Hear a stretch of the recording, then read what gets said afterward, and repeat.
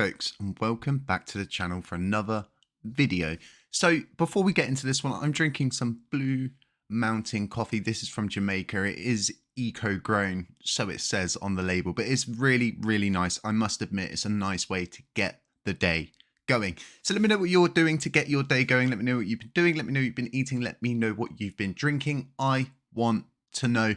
Don't forget to subscribe. Don't forget to like on the way out. Those things really do help a small channel like this grow.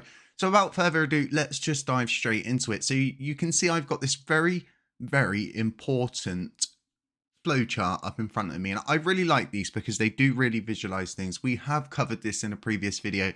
I will leave a link to it in the description, and I'll also link it at the end of the video if possible. The reason why this is so important moving forward is because there are things that those who are paid would rather you did not know. And the reason being is because they don't want you to understand how stable the system actually is. They want to make it look like they're needed, they're required, and if they're not there, if they do not continue, the whole system will cease to exist. The gears will come to a grinding halt and everything will become inept, a void, and in a very dark place. And this is simply just not the case. So what we need to do in order to actually take a good look at this is to actually dissect it down into two portions. When it comes to paid development teams, we've got two types. We have got development teams and then we have infrastructure. The biggest issue is with one of these providers, they actually mix their wallet, the development, and their staff all into one payment. It shouldn't be like that. Endpoint infrastructure is totally separate to staff you may hire, for example, for your PR image. It's totally separate from your third-party wallet system you're trying to use to control the LUNC community by actually rebranding it to an official Terra Classic community thing, which I find very, very sharky to start with. But like I said, we do need to dissect this. We do need to break it down into parts, moving parts. And what we are looking at is the infrastructure side of things. We're not looking at the development teams. They are not included in this. We're looking at infrastructure. So if all of the payments this quarter were to cease to go, they got declined, they didn't reach quorum, or they got voted no, would the system come to a grinding halt? The answer is no. The reason why is we have on-chain swaps. Okay, we've got wallet infrastructure, which is updated not only by TFL, but by our on-chain swapping services. We also have free endpoint infrastructure. We're very fortunate as a community to be provided free endpoint infrastructure. And this infrastructure is the best that I possibly think is currently available and being run. During the last hotfix, a state-breaking change was implemented and it crashed everything. Every person who needed endpoints was going to all nodes, including that third-party system. They pointed everything to all nodes because their systems had gone haywire because of the update. Once again, all nodes stepping in and having to save the day. With the recent update, once again, all nodes having to step in and save the day and help fix a memory issue, which was to do with nodes only having 32 gigabytes of memory. For example, on the system, you needed around 64. Sometimes 64 wasn't enough. This was a big issue. We've lost a lot of validators. I think we lost around 10 validators as a whole because of that in the end. That's not good. We shouldn't be losing validators at updates. We should be gaining them. The same with price. These updates are like major milestones we wait months for to get nothing from. So I do believe that halting everything is not going to do an absolute thing to development as it stands. And the reason why is because nothing has ever happened. Nothing's ever come forward. Nothing has ever materialized from any of this. And the biggest laughing stock out of all of this is these people here that we're looking at on screen that provide these services for free. Big pause. I know, a big pause, but think about it. We've got on-chain swaps, we've got endpoint infrastructure, and we've got wallet infrastructure, all dedicated to Columbus 5 network. And all nodes aren't going anywhere. They would have shut the infrastructure down after TCV pulled a big rug pull on them and never paid them for that infrastructure they requested.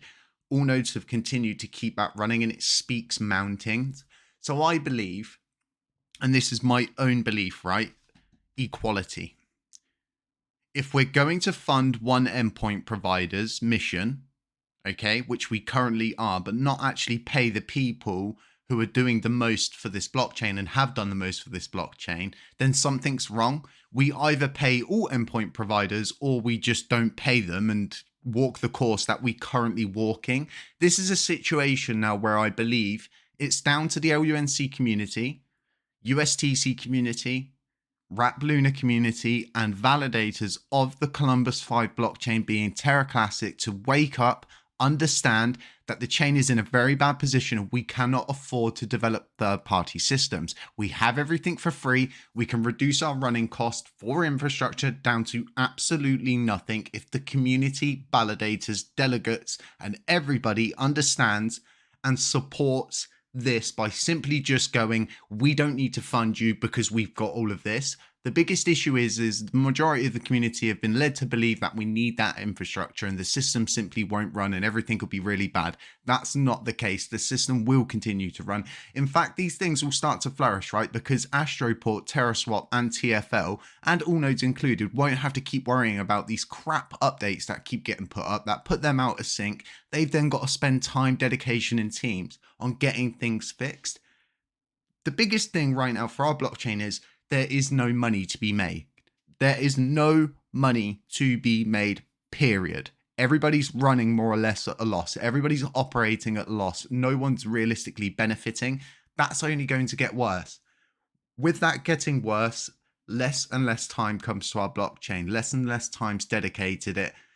And eventually they get to the point where they just go, do you know what? It's not worth continuing to keep updating this if we're not getting anything back from it. And people will say, well, that's a greedy way to look at things. And no, it's the business way to look at things. Everything thrives off of a business model, and it's as simple as that. A handshake clearly isn't good enough in DeFi currently. So we do need contracts. We do need to look at this from a business perspective. We do need to ensure we're getting our bang for our buck. And I believe getting our bang for our buck with infrastructure, instead of paying out $40,000, right, every quarter, let's pay nothing. Okay, if they want to run endpoint infrastructure, then do it like all nodes are doing it. I don't see all nodes holding any endpoint infrastructure at ransom. I don't see them soliciting payments. I don't see them doing anything but sitting there, shutting up and just getting on with the job in hand. And it's once again giving credence to this whole idea of do what you said you was going to do. Like, I remember a day when everybody wanted to build for this blockchain for free.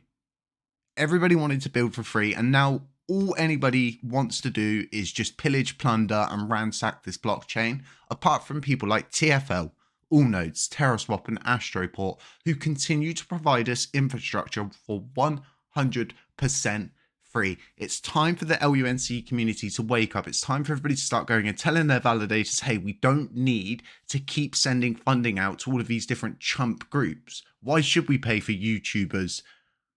Why should we pay for them to develop their third-party wallet system? We shouldn't.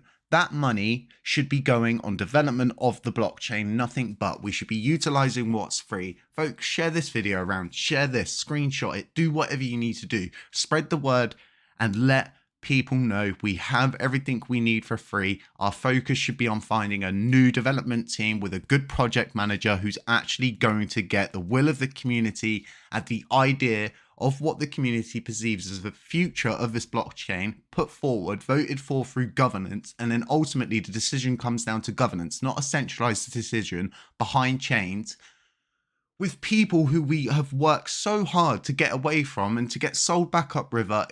Honestly, it's disheartening and it's just not looking good. If we can get these things done, if we can start to get control of the situation, if we can streamline development, if we can remove these really silly payments we keep sending out, if we can utilize what is free, everything will start to move back up. Just sheerly on speculation that things have changed, we're not putting up with it anymore, we've removed bad people, we're not wasting money, and the system starts to thrive. And then it all starts to move back up. And it's at that point, we all then begin to ride the wave. We watch the developers coming. We watch the use cases rolling. We watch people begin to speculate as to how they can get involved with the LUNC blockchain. Folks, stay safe, stay humble, stay aware, and as always, I'll catch you in the next one. Ciao!